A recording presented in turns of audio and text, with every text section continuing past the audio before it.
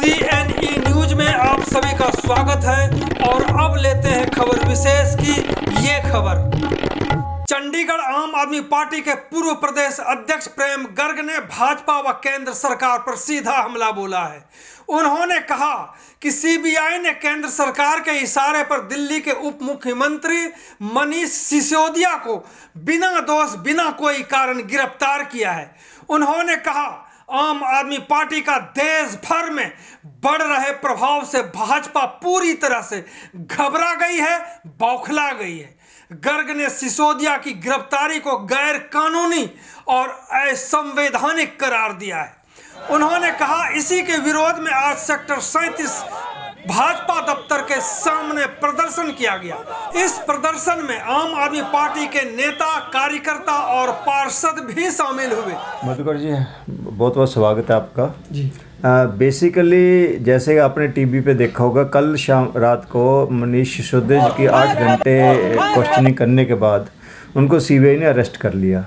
मामला क्या है कि एक एक्साइज पॉलिसी, जैसे कोई गवर्नमेंट है उसका एक प्रेरोगेटिव होता है अपनी एक्साइज पॉलिसी अपने मुताबिक बनाने। कोई भी सरकार है वो एक्साइज पॉलिसी, क्योंकि एक्साइज एक मेजर रेवेन्यू का हेड होता है, तो उसमें एक्साइज पॉलिसी बनाई जो भी सरकार को सूट करती है उस तरह से।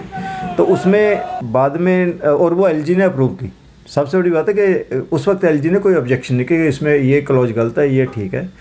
तो बाद में इन्होंने कुछ लोगों से ज़बरदस्ती एविडेंस लेके, ज़बरदस्ती गवाहियाँ लेके इस तरह से प्रूव करने की कोशिश की उसमें कोई बहुत बड़ा घपला हुआ है जी। अब ये कह रहे 100 करोड़ का घपला हुआ है। 100 करोड़ रुपये किसके पास आया, किसी के पास गया, कोई बैंक में गया, कोई ना कोई ट्रेल होनी चाहिए ना पैसे की, तो वो कोई प्रूव नहीं हुआ। कई बार रेड हो चुके, आपने देखा होगा उनके मनीष पहले भी पूछताछ हुई थी, ऑफिस में रेड भी कर ली, घर में भी कर ली, ऑफिस में भी कर ली, सब जगह करके देख ली, लेकिन आज तक कोई भी ऐसी चीज़ नहीं मिली जो कि जिससे उनको टारगेट किया जा सके। अब क्या है, किसी एक फेक बंदे को, एक किसी अफसर को आपने ज़बरदस्ती एक एविडेंस वो दिलवा के, गवाही दिलवा के ये आपने उनको अरेस्ट करवा लिया, वो गलत है। क्योंकि देखो, आप सीबीआई ने जब भी बुलाया मनीष जी वहाँ पे गए और पूरी तरह कोऑपरेट किया। अब वो कहते हैं हमारे मुताबिक सवालों को जवाब नहीं देते। आप क्या सवालों को जवाब ये एक्सपेक्ट करके हम आप जो आप एक्सपेक्ट करते हो जवाब वही हम दें। आप कहोगे मेरे को कि जी प्रेम जी आपने ये पैसा खाया, मैं कहूँगा हाँ जी मैंने खाया, ऐसा तो जवाब नहीं दे सकते ना कोई। तो अब सीबीआई जो चाहती है हमारे मुँह में डाल के कि भी ये शब्द बोले जाएं, वो तो नहीं हो सकते। जो सच है वो बता दिया। अब उसके बाद अरेस्ट करने का तो कोई लॉजिक नहीं, क्योंकि एक स्टेट का डिप्टी सीएम हो उसको इस तरह से आपने इंटरोगेट करोगे क्या? मेरे को मगर सीधी बात है, पॉलिसी बनाना गवर्नमेंट का काम है, उससे एक्सचेकर को लॉस भी हो सकता है, प्रॉफिट भी हो सकता है, उसके कारण आप किसी को ग्रिल नहीं कर सकते। ऐसा हम कह देंगे मोदी जी ने डिमोनेटाइजेशन की, उससे कोई फ़ायदा नहीं हुआ, नुकसान हुआ, कितने लोग मरे और कितना उसका करेंसी जो उनका मोटिव था कि भी करेंसी 500 का और 1000 का नोट खत्म हो गया, उसका 2000 का नोट भी आ गया और उसका करेंसी की सर्कुलेशन जो है वो आई थिंक 2.5-3 गुना और बढ़ गई रादर। तो अब उसके लिए किसी को आप क्या उनको इंटरोगेट करोगे? लेकिन तो एक और दूसरा, जैसे अनाउंसमेंट्स होते हैं, बजट में फाइनेंस मिनिस्टर अनाउंसमेंट करता है, बहुत चीज़ें ऐड करते हैं, बहुत लेस करते हैं, उससे एक्सचेकर को लॉस भी होता है। अब इम्यूनिटी स्कीम चला देते हैं, जैसे इम्यूनिटी स्कीम से कितना रेवेन्यू का लॉस होता है, लेकिन कल को आप बाद में कोई दूसरी सरकार की जो आपने इम्यूनिटी स्कीम क्यों चलाई थी, उससे तो सरकार को इतना लॉस हो गया। ये तो सरकार के प्रेरोगेटिव है। कोई भी सरकार है वो अपने राज्य के मुताबिक, अपने देश के मुताबिक अपने फैसले लेने के लिए स्वतंत्र होती है। और उसके बाद उसको इस चीज़ के लिए, या तो कोई आप सीधा बताओ कि ये देखो ये पैसे लेते हुए पकड़ा गया।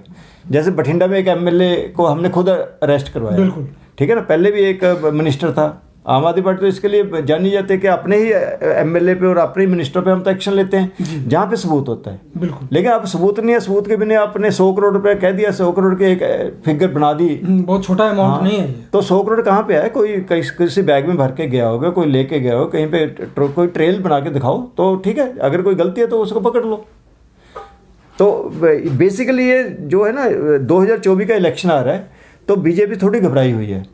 उससे क्या है कि वो, और आम आदमी पार्टी ही एक ऐसी अपोजिशन पार्टी है जो कि अब उभर के आ रही है, वो इसको क्रश करना चाहते हैं इसी वक्त। क्योंकि अब अगर क्रश कर दे तो 2024 के पहले आपने देखो सतिंदर जैन जी को पकड़ रखा है मई से, बिना किसी कोई चार्जशीट, कोई बिना किसी कारण के अब उनको जेल में बिठा रखा है। किस कारण से?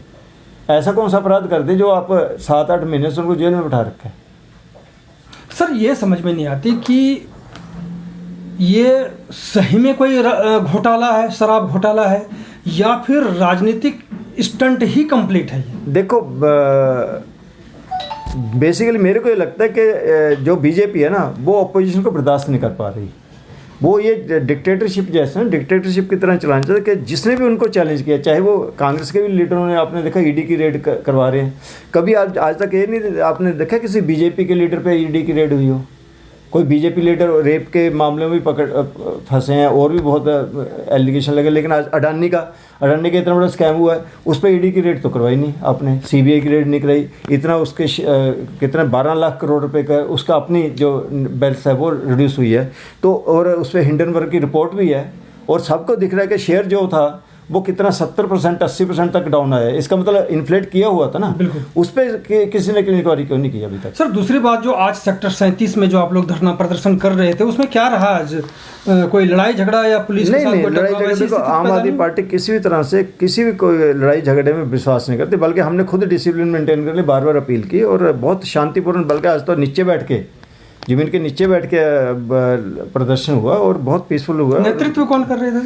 नेतृत्व हमारी पंजाब की टीम है, तो वो लोग करते हैं और अच्छे से किया, आज कोई दिक्कत नहीं थी। एक बात समझ में नहीं आती कि दिल्ली में मुख्यमंत्री और एलजी के बीच रस्साकसी है, उसी तरह वही स्थिति पंजाब में भी देख रहे हैं कि सीएम और गवर्नर के बीच में पूरा रस्साकसी चल रहा है। क्या चाहते हैं? ये इलेक्टेड वर्सेस सिलेक्टेड वाली जो बात है ना, देखो एक गवर्नमेंट को इलेक्ट किया है 2 करोड़ लोगों ने, पंजाब में 3 करोड़ लोगों ने इलेक्ट किया है।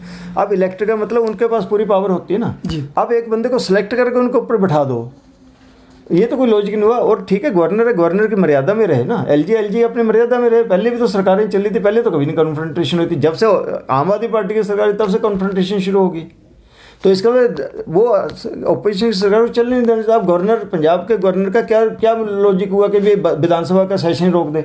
आज तक कभी सुना कि बजट सेशन रोक दे? आज बजट सेशन नहीं होगा तो बजट, कल को सैलरी कहाँ से दोगे आप? कल को खर्चे कहाँ से देगी सरकार? ये कोई लॉजिक ही नहीं है आज तक। मेरे को तो इतने 65 साल की उम्र होगी, मैंने आज तक नहीं देखा किसी गवर्नर ने बजट सेशन को कहा हो कि मैं तो सोच के बताऊंगा।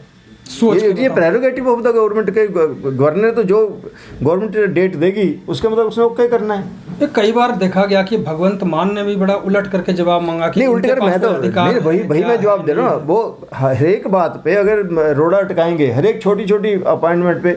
अब सिंगापुर टीचरों को भेजा, ये तो मेरा एज ए सीएम मेरा प्रेरोगेटिव, मैं किसको भेजता किसको नहीं भेजता, उसके लिए मेरे को कोई एंट्रेंस टेस्ट थोड़ा देना, कोई यूपीएससी से अपॉइंटमेंट थोड़ा देना। सुप्रीम कोर्ट जाने वाले थे, आज गए हैं क्या सुप्रीम कोर्ट में? हाँ, फाइल कर रहे हैं नेचुरल। अगर हमारा बजट साइज नहीं होगा तो सरकार कैसे चलेगी? कल को सैलरी कौन देगा?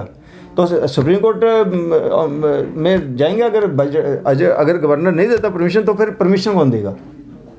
अब देखो ना, आपके सामने तब वहाँ पे दिल्ली में नॉमिनेटेड काउंसिलर्स को कॉन्स्टिट्यूशन के अगेंस्ट जाके वोटिंग राइट दे रहा था एलजी, तो उसका क्या? सुप्रीम कोर्ट ने कहा चंडीगढ़ में वोटिंग राइट नहीं है। नहीं है ही नहीं। पंजाब हरियाणा कोर्ट ने नॉमिनेटेड कॉन्स्टिट्यूशन में 243R में क्लियर लिखा हुआ है कि नॉमिनेटेड काउंसिलर को कोई वोटिंग का राइट नहीं है। जब कॉन्स्टिट्यूशन में लिखा तो एलजी कौन होता है वोटिंग राइट देने वाला उनको? चंडीगढ़ नॉमिनेटेड काउंसिलर का जो मसला है वो सुप्रीम कोर्ट में विचाराधीन। तो नहीं, हाई कोर्ट ने बड़ा क्लियर कट डायरेक्शन दी है ना, अब सुप्रीम कोर्ट ने दे दी। तो अब नॉमिनेट काउंसिल को वोटिंग राइट का क्या मतलब रहेगा? नॉमिनेट काउंसिल तो होनी चाहिए, बिना मतलब के पैसा खर्चा करने वाली बात है। तो क्या हर दिन धरना प्रदर्शन का दौर चलता रहेगा ये 2024 तक, जिस तरह से दिल्ली में और पंजाब में चल रहा है? मधुकर जी, ये तो बीजेपी अब एक टेरर का एटमॉस्फेयर बना रही है देश में। हर एक ओपोजिशन लीडर के घर पे या तो ईडी की रेड करवा रहे हैं, या उसको अरेस्ट करवा रहे हैं, या जैसे एलजी या गवर्नर के थ्रू उनको सरकारों को गिराने की कोशिश की जा रही है, और इस तरह के हालात पैदा किए जाएंगे कि इनके पास प्रेसिडेंट रूल लगाने का एक बहाना मिल जाए।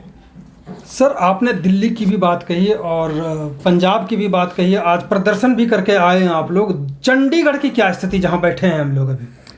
चंडीगढ़ में तो आपने देखा होगा कि हमारे 14 पार्षद हैं और बहुत अच्छा काम कर रहे हैं, सब वार्डों में अच्छे से चल रहा है काम, और हम पूरा मॉनिटर करते रहते हैं उनको। लेकिन जहाँ तक मेयर बनाने का, तो आपने देखा होगा एक एमपी की वोट के कारण मेयर नहीं बना। एमपी वैसे तो कभी नहीं आती हाउस में, लेकिन वोट डालने जरूर आ जाती है।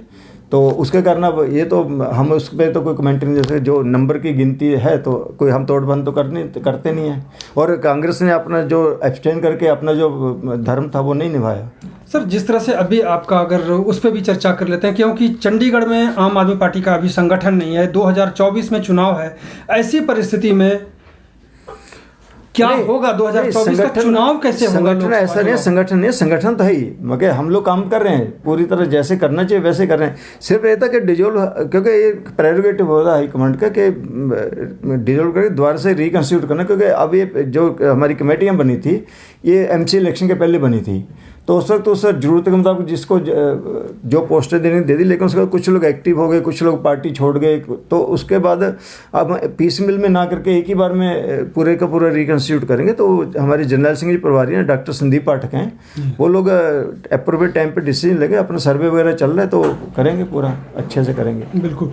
तो ये थे प्रेम गर्ग साहब, जो आम आदमी पार्टी चंडीगढ़ के पूर्व अध्यक्ष हैं। उन्होंने आज दिल्ली की जो स्थिति है, परिस्थिति है, पंजाब की जो परिस्थिति है और चंडीगढ़ की जो परिस्थिति है, राजनीतिक हालात हैं यहाँ के, आने वाले 2024 लोकसभा चुनाव है, उसको लेकर के जो कहा आपने सुना। बहुत बहुत धन्यवाद सर आपका। Thank you Madhukar ji, thank you very much. CNE news के साथ बने रहने के लिए आप सभी का बहुत बहुत धन्यवाद।